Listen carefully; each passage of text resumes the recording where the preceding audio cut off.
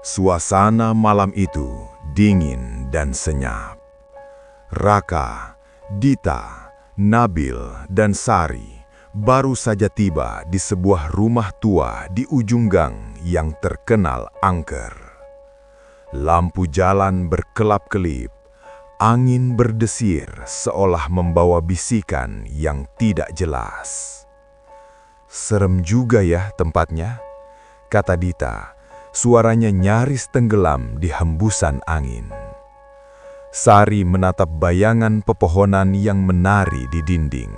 Tubuhnya sedikit gemetar.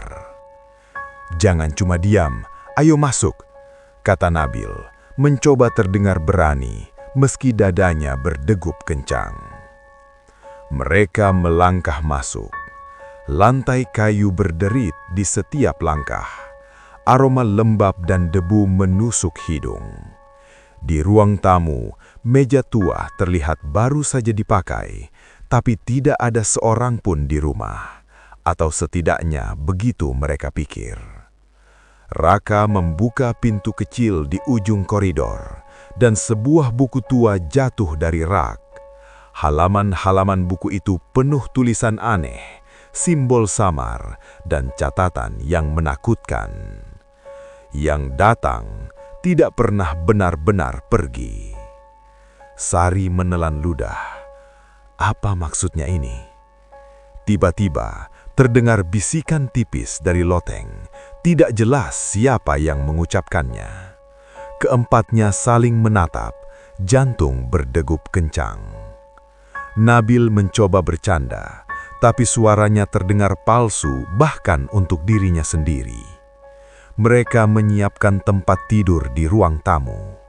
Di tengah sunyi, terdengar tangisan samar dari pojok rumah. Arah dan sumbernya tidak jelas. Lampu berkedip sekali, dua kali, dan Raka merasakan sesuatu mengamati mereka dari bayangan. Dita merinding. Kita mungkin tidak sendirian. Di balik jendela loteng, sebuah bayangan putih samar bergerak pelan, menatap mereka tanpa suara, dan lenyap sebelum mereka sempat bereaksi. Malam itu, mereka sadar rumah ini menyimpan rahasia yang lebih gelap daripada yang bisa mereka bayangkan. Malam semakin larut. Keempatnya duduk di ruang tamu, mencoba menenangkan diri. Tapi suara tangisan samar terus terdengar, semakin dekat, seolah berputar di sekitar mereka. "Aku dengar langkah kaki di lantai atas," bisik Sari, matanya melebar. Raka menoleh ke tangga. Bayangan gelap bergerak cepat di ujung koridor. "Ah, itu pasti tikus," jawab Nabil. Tapi suaranya bergetar, tidak meyakinkan. Dita mencoba menyalakan lilin di meja. Cahaya kuningnya menari di dinding, memperlihatkan bayangan putih samar di sudut ruangan. "Lihat itu!" serunya, menunjuk ke bayangan yang hilang begitu mereka fokus menatap. Raga merasakan bulu kuduknya berdiri. Sesuatu di rumah itu tidak ingin mereka melihat jelas. Mereka berjalan menuju loteng, berharap bisa menemukan sumber suara. Tangga tua berderit, setiap langkah seperti berteriak. Begitu sampai di atas, angin dingin menusuk tubuh, dan pintu kamar di ujung lorong bergerak perlahan sendiri, seolah mengundang mereka masuk. Sari menggenggam tangan Dita. "Kita harus tetap bersama." Nabil mencoba menenangkan, tapi bisikan tipis terdengar lagi, memanggil nama mereka satu persatu. Raka menoleh ke arah jendela. Bayangan putih samar menatap dari luar, diam tapi menakutkan. Mereka kembali ke ruang tamu, tapi rumah terasa semakin hidup. Setiap langkah mereka kini diikuti. Suara-suara samar datang dari arah yang berbeda, dan kehadiran yang tidak terlihat itu terasa semakin dekat. Malam itu, mereka menyadari satu hal. Tidak ada yang sendirian di rumah ini. Dan kuntilanak itu tidak akan pernah pergi. Lampu ruang tamu berkedip pelan, menebarkan bayangan panjang di dinding. Raka menatap cermin tua di sudut ruangan. Refleksinya terasa sedikit berbeda dari kenyapaan. "Lihat, bayanganmu," kata Dita pelan, matanya menyorot cermin. Raka mendekat. Di cermin, bayangan putih samar muncul di belakang mereka, padahal ruangan itu kosong. Nabil menelan ludah. "Ini tidak mungkin." Sari menggenggam lengannya, ketakutan. Suara tangisan terdengar lebih keras dari sebelumnya, seolah berasal dari balik cermin. Tiba-tiba, cermin itu retak sendiri. Garis-garis retakan membentuk pola menyeramkan. Bayangan putih di cermin kini lebih jelas, menatap langsung ke mata mereka. Raka mundur, tapi suara langkah kaki di belakangnya membuat darahnya membeku. Dita mencoba menyalakan lilin tambahan, tapi cahaya seakan tidak menembus retakan itu, hanya menyorot bayangan putih yang terus menatap. "Kenapa bayangannya mengikuti kita?" bisik Sari, suaranya hampir tidak terdengar. Mereka saling menatap. Rumah ini tidak hanya mengintai mereka, tapi tampaknya menolak untuk memperlihatkan wajah asli kuntilanaknya. Setiap kali mereka berpaling, bayangan itu selalu ada di cermin, diam tapi menakutkan. Raka memberanikan diri menyentuh retakan cermin. Seketika, angin dingin menerpa seluruh ruangan, lilin berkedip liar, dan mereka merasakan perasaan diawasi lebih dekat daripada sebelumnya. Suara tangisan semakin jelas, bergema, membuat mereka sadar mereka tidak hanya diperhatikan, tapi diincar. Malam itu, cermin tua menjadi pengingat satu hal. Kuntilanak itu selalu ada, bahkan saat kita berpaling. Angin malam bertiup lebih kencang. Raka, Dita, Nabil dan Sari sedang duduk di ruang tamu, mencoba menenangkan diri setelah kejadian cermin. Tiba-tiba, terdengar ketukan di pintu depan. Cepat, lalu hening. "Siapa itu?" tanya Nabil, suaranya gemetar. Raka melangkah mendekat, tapi tidak ada seorang pun di luar.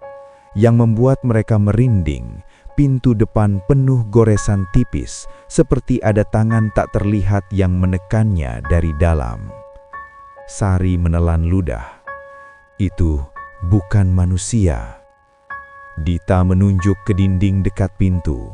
Di sana, tanda merah samar muncul, menyerupai bekas kuku panjang. Raka merasakan hawa dingin menusuk tulang punggungnya. Kuntilanak itu semakin dekat, gumamnya. Mereka memutuskan untuk tetap bersama. Langkah mereka menapak di lantai kayu yang berderit, seolah mengundang sesuatu yang mengintai mereka. Dita berbisik, "Kita harus tetap tenang, atau dia akan bermain dengan kita." Saat mereka menatap koridor gelap, bayangan putih samar muncul di ujung lorong, bergerak perlahan. Suara tangisan terdengar lagi, kali ini lebih dekat, lebih jelas, seperti berada tepat di belakang mereka. Raka berusaha mengalihkan perhatian. Kita harus cari benda atau tanda yang bisa menahan dia. Mereka mulai menyisir rumah, tapi semakin mereka bergerak, semakin banyak goresan baru muncul di pintu dan dinding, seolah rumah itu hidup dan menandai mereka.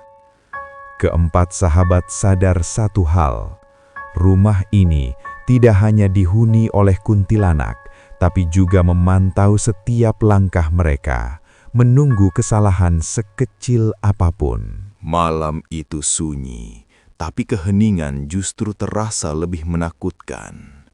Tiba-tiba, telepon rumah berdering. Suara dering itu tidak seperti biasa, tajam dan panjang, bergema ke seluruh rumah. Dita menatap Raka, gemetar. Siapa yang menelepon jam segini? Raka mencoba menjawab, tapi suaranya tercekat. Nabil menoleh ke telepon dan ragu, sementara Sari menggenggam tangannya, merasa ada yang salah dengan panggilan itu. Ketika Raka mengangkat gagang telepon, hanya terdengar bisikan tipis yang memanggil nama mereka satu persatu. Sari merinding. Itu bukan suara manusia. Dita menutup telinga, tapi suara itu tetap masuk, berputar di kepala mereka. Mereka sadar telepon itu bukan sekadar benda. Setiap kali mereka mencoba menaruhnya, deringan kembali lagi, lebih keras, lebih menyeramkan. Nabil berbisik, "Kuntilanak itu bisa memanipulasi benda." Raka mencoba berbicara, "Apa yang kalian mau dari kami?" Hanya terdengar tawa halus di ujung telepon, kemudian suara tangisan yang lebih dekat. Dita menatap Sari, "Kita harus tetap bersama, jangan terpisah." Keempat sahabat mulai menelusuri rumah, mencoba menyingkir dari telepon itu, tapi setiap langkah mereka diikuti oleh bisikan dan bayangan putih yang bergerak cepat.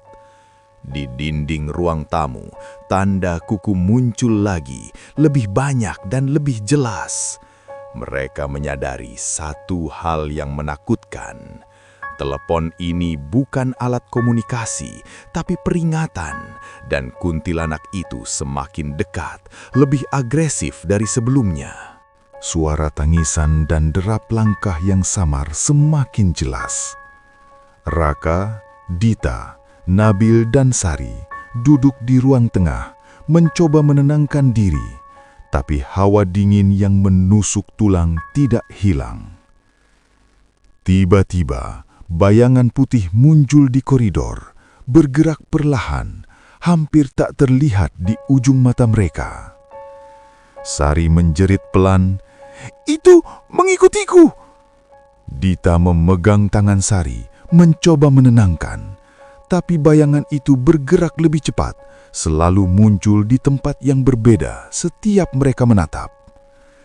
Nabil mencoba menyalakan lilin lebih banyak, tapi cahaya seolah ditolak bayangan itu, hanya menyorot sudut gelap rumah.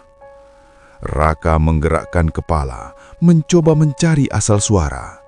Tangisan semakin dekat, terdengar dari kamar atas.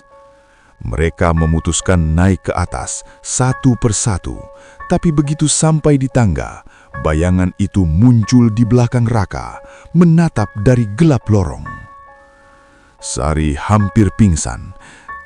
Kita tidak bisa diam di sini." Keempat sahabat kini merasa dikurung oleh rumah itu sendiri.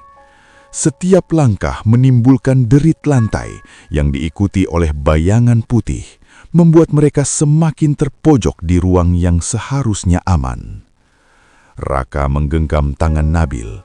"Kita harus bertahan, jangan panik, tapi sesuatu mengawasi kita dari setiap sudut." Mereka berjalan perlahan, hati-hati, tapi bayangan putih itu selalu lebih cepat, muncul di kamar-kamar yang baru saja mereka lewati. Suara tangisan dan bisikan terus mengikuti, membuat mereka sadar bahwa kuntilanak ini bukan hanya melihat, tapi menunggu saat mereka lengah. Ketegangan semakin memuncak. Raka, Dita, Nabil, dan Sari mencoba tetap bersama, tapi ketakutan membuat mereka mulai berpencar, masing-masing mencari ruang yang terasa aman. Sari berjalan ke kamar belakang, napasnya tersengal-sengal. Di sudut gelap, bayangan putih muncul lebih jelas dari sebelumnya, seolah menatapnya langsung. Sari menjerit, tapi teredam di ruang yang jauh dari teman-temannya. Dita dan Nabil berusaha menenangkan Raka, tapi tangisan dan bisikan semakin agresif, terdengar dari semua arah. Raka menoleh ke arah tangga, melihat bayangan bergerak cepat naik turun, mengintai setiap langkah mereka. Setiap langkah kini terasa beresiko. Sari merasa terisolasi, dan bayangan itu tampak mengikuti setiap gerakannya, menunggu kesalahan sekecil apapun. Dita menepuk bahunya. Kita harus tetap bersama, jangan terpisah. Tapi rumah itu seolah mengubah ruang dan lorong, membuat mereka sulit menemukan satu sama lain. Raka mencoba memanggil Sari, tapi hanya terdengar bisikan samar yang menirukan suaranya sendiri.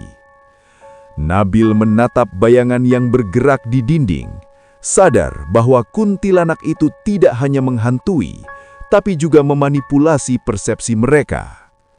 Mereka mulai panik. Perasaan dikejar, dikurung, dan diintai membuat ketegangan meningkat, dan satu kesalahan bisa berarti terjebak sendirian dengan bayangan putih itu. Malam itu, keempat sahabat merasakan batas aman mereka semakin tipis, dan rumah tua itu bekerja dengan caranya sendiri untuk memecah mereka. Keempat sahabat berkumpul di ruang tengah, napas tersengal, jantung berdegup kencang.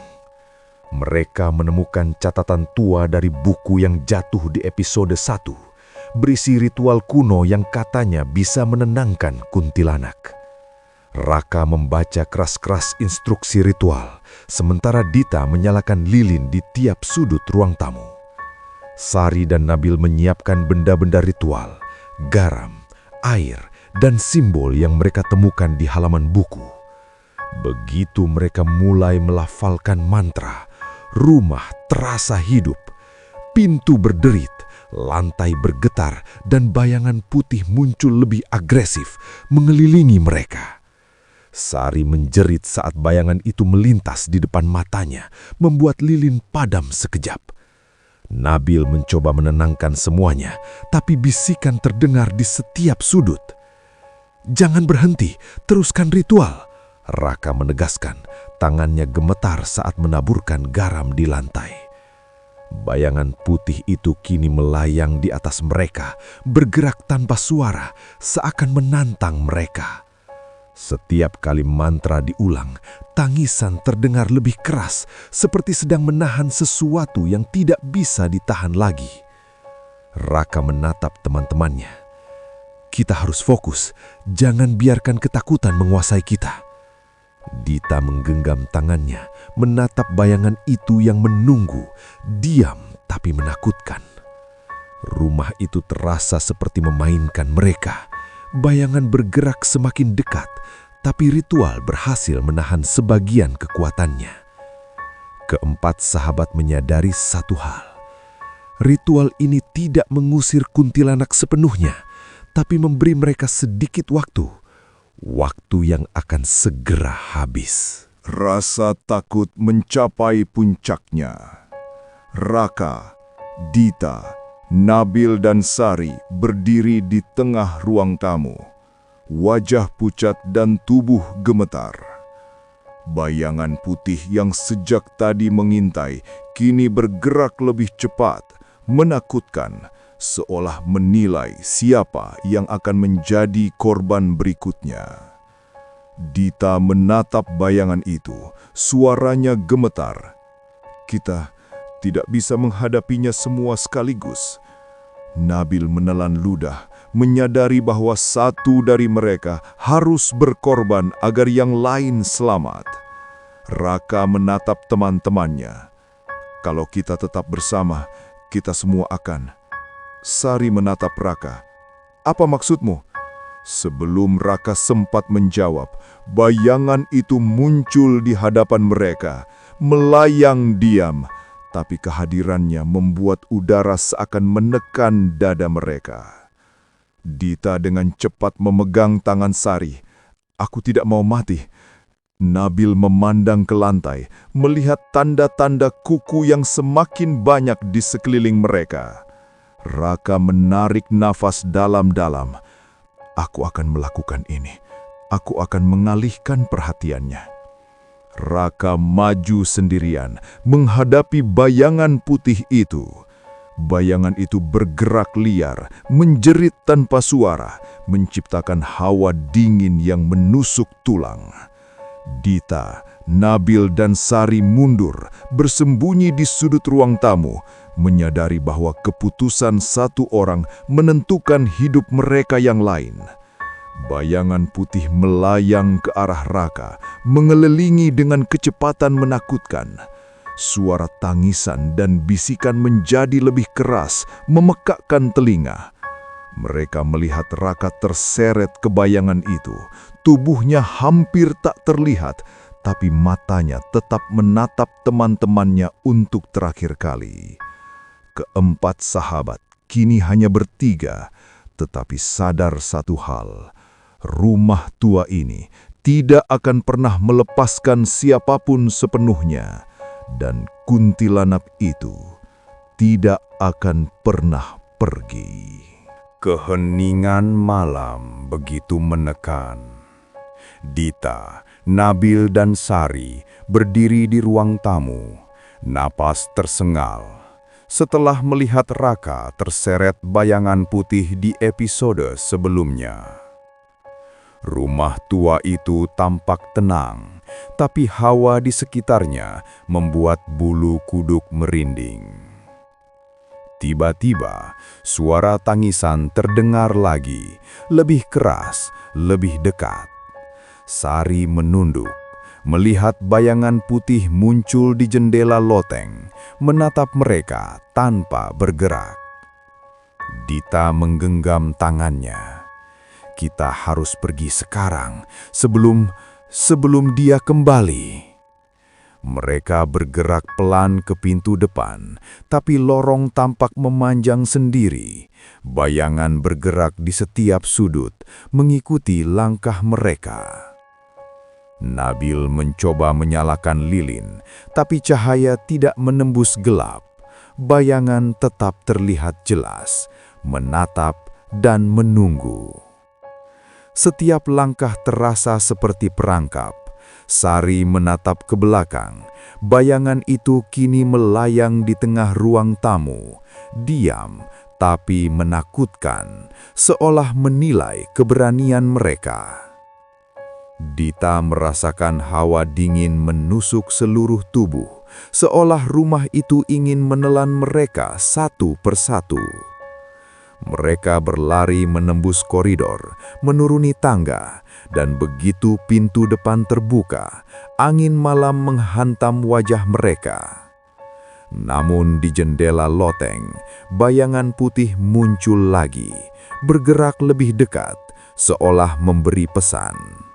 Aku tidak akan pernah pergi. Ketiga sahabat keluar dari rumah itu, tubuh gemetar, napas tersengal.